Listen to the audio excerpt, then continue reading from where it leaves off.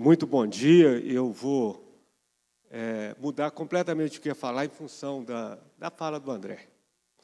Contar um pouquinho também da minha história missional como executivo. Mas antes eu queria ler com você um texto da Escritura que está em Apocalipse 22. Apocalipse 22, 14.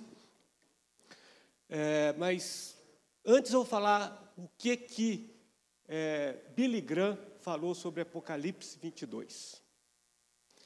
Ele falou o seguinte: eu li a última página da Bíblia, tudo acaba bem. Tá certo? Glória a Deus por isso, né? Eu li a última página da Bíblia, tudo acaba bem. E em Apocalipse 22, 14, está assim: bem-aventurados aqueles que lavaram as suas vestiduras no sangue do Cordeiro, para que lhes assista o direito à árvore da vida e entrem na cidade pelas portas.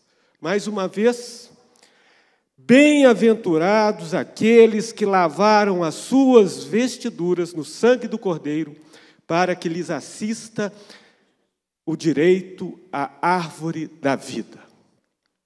Meu irmão, eu e você, nós estamos vivendo, e todas as pessoas que existiram antes da gente, no que eu chamo do grande interregno.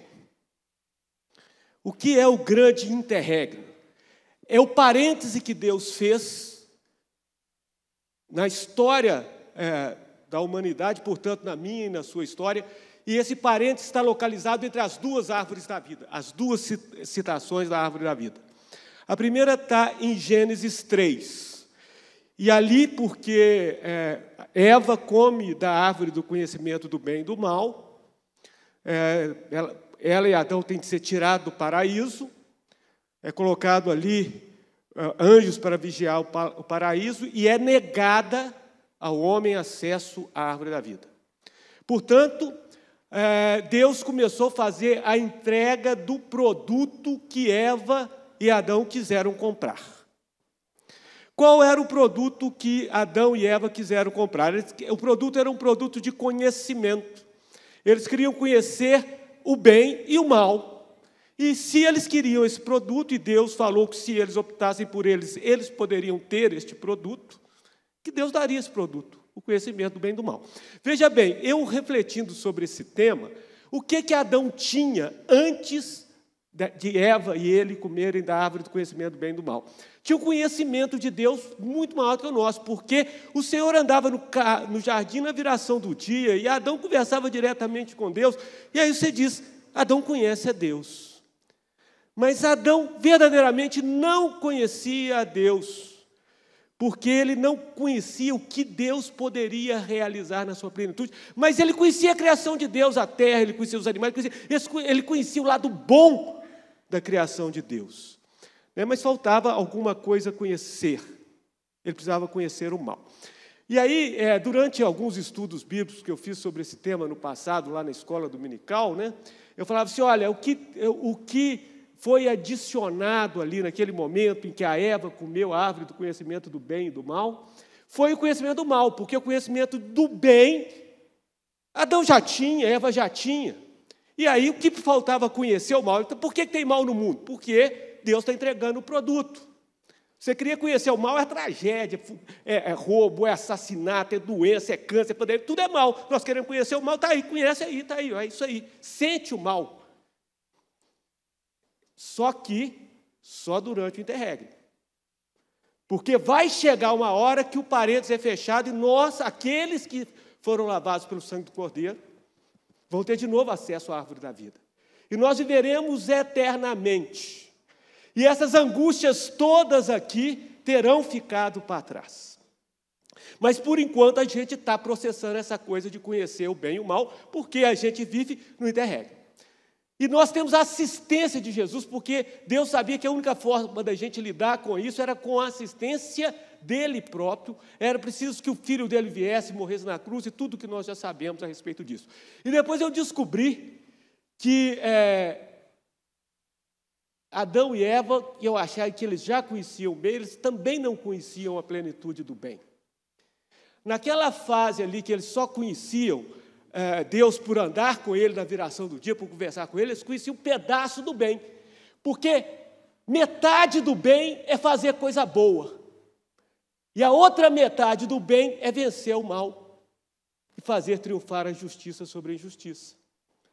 Quem só conhece o bem como sendo coisa boa, não conhece o bem todo. Eu e você só conhecemos a Deus como Ele é, porque a gente sabe que Ele faz coisa boa, a gente sabe que o mal é ruim e sabe que Ele triunfa sobre o mal. E isso a gente vai experimentando e vai vivendo entre as duas árvores da vida. O primeiro acesso à árvore da vida que me foi tirado, e o segundo acesso à árvore da vida que eu terei. Bom, e aprouve o Senhor determinar que o homem poderia, pela sua ação, com assistência do Espírito Santo, no período do interregno, vencer quase todo tipo de mal. Pela sua ação, fazendo bem, apoiando. Eu sei que muitos de vocês que são empreendedores aqui no Tela, a aspiração de vocês como empreendedores aqui do Tela é fazer o bem social. Eu vi ali, vocês dão testemunho, e eu também tenho a mesma aspiração. Eu não sei se eu vou ter tempo de contar a minha história, mas eu sou um cara que acha que a gente tem que fazer diferença no campo social. Eu acho muito isso. E a gente pode vencer um tanto de mal na nossa ação aqui na Terra. Mas tem um que a gente não consegue vencer. O mal da finitude da vida, da morte. Este mal, que é o maior de todos os maus, só pode ser vencido pelo sangue do Cordeiro em nós, que nos dá acesso à vida eterna. Então, qual que é o limite da sua ação missional dentro da sua empresa se você não tem uma visão da grande comissão? Que você vai vencer um tanto de malzinho, mas o malzão vai ficar intocado. Se você não proclamar o sacrifício de Jesus, o que Ele faz, para que você possa estar naquele dia sendo contado entre os bem-aventurados que lavaram as suas vestes no sangue do Cordeiro e que, por isso, podem entrar na cidade santa. E quando a gente está falando do Tela, a palestra ontem do Cabreira, a palestra do pastor Paulo, tantas informações tão bacanas que já foram trazidas para a gente foi tendo ideia de como que a gente, nesse interregno, pode se organizar e desenvolver o nosso ministério. E eu não tenho dúvida nenhuma que o ministério no trabalho é um ministério extraordinário. O André falou aqui dos humildes começos. Eu queria contar para vocês o meu humilde começo. O meu humilde começo foi como office boy de banco. Eu fiz uma carreira de office boy a CEO. Mas a minha primeira atividade foi de office boy. E eu e o Neif, nós temos um irmão do coração, que nós gostamos dele demais, o Orlando Waiter. E ele resolveu abrir uma lojinha de mel. E a lojinha de mel dele era perto da agência que eu trabalhava. E o meu combinado com ele era o seguinte: só fecha a lojinha quando eu chegar aqui e a gente orar junto. E eu saí do meu trabalho, o Neif lembrou disso, eu recuperei isso lá tomando café com o Neif, tinha até 2 panos de chão lá, o meu e do Orlando, que a gente colocava lá no chão da loja, e orava, agradecia por dia, e o Orlando brincava comigo: Lelo, é aqui que eu desenvolvo o meu ministério de crente comum. Tem tanto de ministério chique. O meu é o ministério do crente comum, que vai andando, proclamando aquilo que Deus tem feito na minha vida. E é isso que você está sendo convidado a fazer. Nós temos muitos desafios. Enquanto o mal estiver entre nós teremos, de alguma forma, de lidar com isso. E nós lidamos com isso da forma com que nós nos associamos às outras pessoas. A nossa primeira e mais natural associação é a nossa família. Nós nos associamos à nossa igreja, mas nós nos associamos à empresa em que trabalhamos, à repartição pública em que trabalhamos. Seja qual for o lugar que você estiver trabalhando, você estará associado a alguém ali. E, no fundo, a proposta é vencer algum tipo de mal.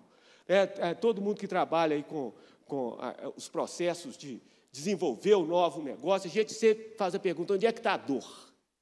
Qual é a dor que a minha organização vai sanar? Eu posso sanar a dor na forma de desenvolvendo produtos, eu posso sanar a dor desenvolvendo serviços, eu posso sanar a dor trazendo soluções, mas a gente tem esse tanto de oportunidade que o pastor gosta de falar sobre elas, porque o mal está aí, e está cheio de coisa para você resolver. E a gente resolve isso com a ação humana que muitas vezes se estabelece da forma empresarial. E eu e você somos convidados para sermos missionários naquilo que nós estivermos fazendo juntos. Então, assim, de vez em quando, eu sou CEO, eu tenho 39 anos de atividade profissional, e sou CEO há 19. Então, eu estou quase completando 40 anos de atividade profissional e 20 dos meus 40 anos de atividade profissional terão sido como CEO.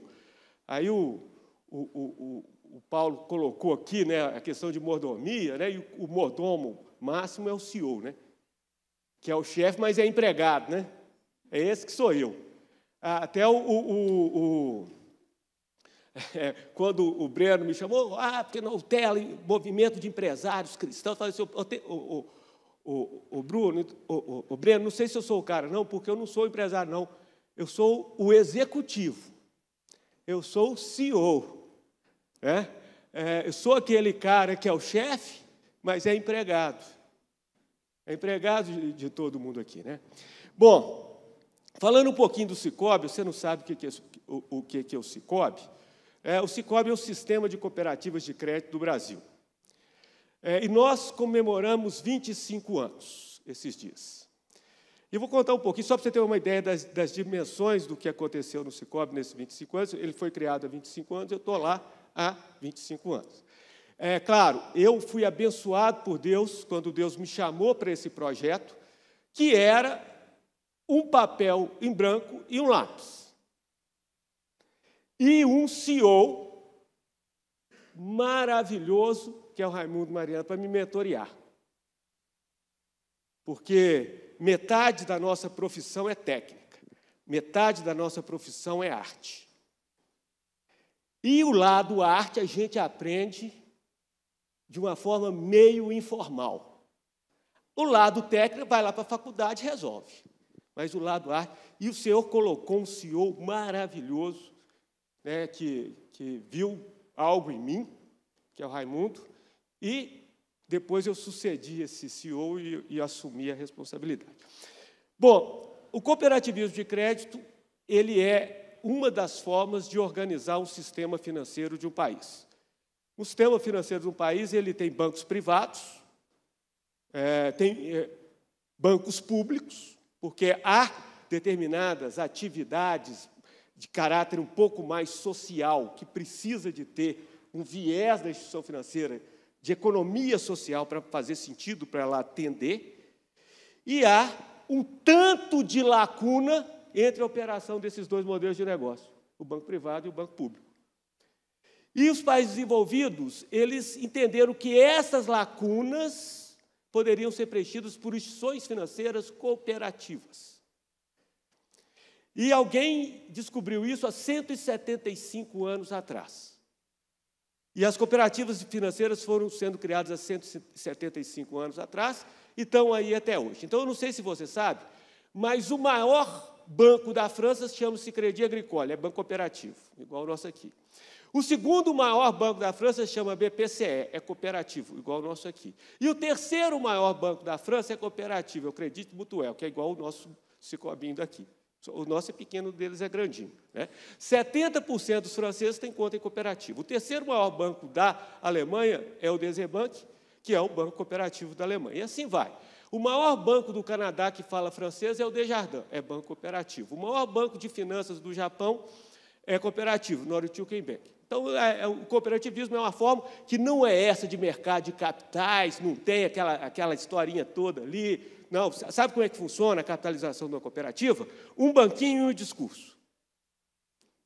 Um banquinho de discurso. Você chama as pessoas para fundar a cooperativa, e para fundar a cooperativa tem de comprar uma cota da cooperativa, porque o que a cooperativa tem diferente das outras empresas? Que todo mundo é ao mesmo tempo dono e cliente. Você tira o capital do cliente. É isso aí, né? Bom, mas o que tinha acontecido? No Brasil, fizeram a primeira cooperativa em 1902, e o negócio aqui não teve tração, não, coisa de país subdesenvolvido. Desenvolveu no mundo inteiro e aqui não desenvolveu. E esse senhor, que era o Raimundo, que tinha 40 e poucos anos de banco e uns 20 de CEO de banco comum, ele fez essa pergunta: por que dá certo lá fora e não dá aqui? E ele falou: eu vou aproveitar os últimos anos da minha vida para fazer o cooperativismo, que não existe no Brasil, existir. E aí começou a regimentar a gente, e eu fui um dos que ele arregimentou. Ele fez um grupo piloto de executivos. Quem viu eu contando a história lá na tela, eu tive de renunciar ao salário que eu tive e entrar no cooperativismo com um salário menor do que eu tinha, tendo 3 filhos. Né? Mas ele vendeu para mim o sonho de trazer o cooperativismo para cá. Né? E eu fiz parte da equipe, porque olha o nome do negócio que eu trabalho: cooperativismo. Sabe o que isso significa? Ninguém fez aquilo sozinho. E eu não sou o herói dessa história também, não. Eu sou um dos caras que teve a visão, compartilhou a visão, juntou pessoas em torno de uma visão e deixou a visão crescer. Foi isso que a gente fez por lá. Tá? Mas aí a gente comemorou 25 anos e o consultor que veio nos ajudar, doutor Matias Asbach, veio participar da festa de 25 anos. Ele é pós-doutor lá pela Universidade de Bonn, na Alemanha, e é um membro do sistema cooperativo alemão que vem ensinar para a gente como é que se organiza o ecossistema de um cooperativismo para ele florescer e para ele dar certo. E ele começou a história assim. Quando eu cheguei aqui, a primeira pessoa que eu conheci foi o Almada. E, de fato, o primeiro contato que ele teve com o cooperativismo aqui fui eu, e é uma pessoa mais ou menos da minha idade, nós ficamos amicíssimos. E ele falou o seguinte: eu fiz um levantamento sobre o cooperativismo na América do Sul, da América Latina, do México para baixo, e o Brasil tinha o 5º maior cooperativismo da América do Sul. O maior era o do México, o 2º maior era da Colômbia, o 3º maior da Argentina, o 4º maior era do Peru. Depois vinha o Brasil. E o Brasil, nessa época, o market share das cooperativas no crédito era de extraordinários 0,15% do mercado. As cooperativas tinham mais de 80 anos e tinham conseguido fantásticos 0,15% de market share. Quantas cooperativas eram? 1.200. Quanto é que era o market share? 0,15. E aí, entre esses malucos, eu peço demissão do Bradesco para sonhar em modernizar o sistema financeiro nacional. Aqui tem um tanto de história aqui. Deu esse sonho para mim? Deu para o Raimundo? Deu. Mas, graças a Deus, deu para o Armínio Fraga também. Porque, senão, não teria acontecido. Eu lembro quando eu fui fazer a primeira reunião com o Armínio Fraga para tentar tratar do nosso marco regulamentar, fazer com que as regulamentações fossem mais favoráveis às cooperativas. Eu cheguei, presidente, eu gostaria que o senhor me desse alguns minutos para eu explicar o que é o cooperativismo para você. Ele falou assim: Almada, não precisa. Eu financiei meus estudos na Universidade de Colômbia numa Crédito Único, que é uma cooperativa, portanto, conheço muito bem e acho que é bom para a economia. Como que avançamos? Então, assim, o senhor foi abrindo portas, foi colocando o entendimento em muitos brasileiros de que o cooperativismo poderia ser uma coisa legal. Né? Mas a visão do Matias a respeito do negócio, falou: era o 5º. E quando eu somei todos os balanços de todas as cooperativas do Brasil, administravam 1 bilhão e 700 milhões de reais. Todas elas, as 1.200. O Sicope pegou mais ou menos 50% das cooperativas que administravam 1 bilhão de reais. Então, meu ponto de partida foi um conjunto de cooperativas, das quais 30% estavam quebradas, 40% tinha resultado negativo, e cuja soma dos balanços somava 1 bilhão de reais. O patrimônio líquido total desse sistema era de 300 milhões de reais, e a sobra, que é o lucro da cooperativa no final do ano, era de 35 milhões de reais. E a gente, então, começou a trabalhar, e passaram-se 25 anos, 1 bilhão e 700 viraram 370 bilhões de reais, O patrimônio líquido das cooperativas ultrapassa 40 bilhões de reais e o do Sicob 28 bilhões de reais. A sobra do Sicob, que era 35 bilhões de reais, vira esse ano 4 bilhões e 800 milhões de reais. E nós temos 12% de market share. 301 municípios brasileiros, a única agência que tem de atendimento financeiro é uma agência do Sicob. E nós somos hegemônicos em pequenos e médios municípios, somos a segunda força do sistema financeiro nacional no atendimento de micro e pequenas empresas, somos a segunda força nacional no atendimento do agronegócio, temos 25% do mercado do agro, e assim sucessivamente. Portanto, foi uma história bacana. Foi uma história bacana, muito, muito, muito bacana, e a gente foi vendo a ação de Deus esse tempo todo. E aí, como a gente teve, eu já estou chegando no final, falando um pouquinho de como é ser um cristão num contexto desse, e vendo a história aqui do André, que falou dos 120 dias dele, eu preciso contar a história para vocês, para concluir, do um ano que antecedeu a minha escolha como CEO global do sistema. Eu já era CEO da segunda maior empresa do sistema e fui escolhido para ser CEO do conjunto todo. E aconteceu o seguinte, era para ser apenas uma avaliação pelo Conselho de Administração de capacidade técnica e currículo. E eu não era o único candidato. E aí começou um grupo de cooperativas, que tinham uma outra pessoa em mente, começaram a fazer o argumento de por que eu não deveria ser o CEO do conjunto. Aí, nesse momento, eu desenvolvo uma gigantesca empatia com o André. Porque os argumentos eram dois. A moral do Almada é muito inflexível. Isso vai dar problema. A moral do Almada é muito inflexível. Ele é crente. Era o argumento. Eu sofri pra caramba. Eu comecei a fazer o meu caderninho de orações. Eu comecei, nessa época, a escrever as minhas orações, as minhas lutas, as minhas angústias e tal. E hoje, eu lendo aquele negócio, lá, ninguém falou que eu não tinha competência, ninguém falou que eu não tinha currículo, ninguém falou que eu não tinha condição de desenvolver o negócio, ninguém falou nada disso. Falaram que a minha moral era inflexível e que isso era um problema. Foi o primeiro argumento. E o segundo argumento, ele é crente e fica fazendo culto de exorcismo na garagem. Eu nunca fiz culto na garagem, nenhum, nem normal. Foram os dois argumentos. E isso gerou indefinições, processo em aberto, o negócio vai, não vai, anda, não anda, aquela coisa toda. No final, fui eleito por unanimidade. Até quem estava contra a minha eleição mudou de ideia e participou da minha eleição, e de lá para cá são 4 ou 5 mandatos consecutivos que eu tenho liderado o Sicob. Portanto, é desafiador ser sal e luz num contexto empresarial. Mas, por quê? Porque o mal progride. E o Senhor escolheu que a sua igreja conteria o mal, até que ele venha. Até que ele venha. Eu e você somos convidados a isso. Através das nossas atividades profissionais, propagarmos o reino de Deus e atuarmos como um muro que bloqueia o avanço do mal. Por isso é tão importante nós orarmos pela eleição do André. Nós precisamos disso na escala nacional. Cristãos que propagam o reino de Deus e cristãos que são muros de contenção para o avanço do mal.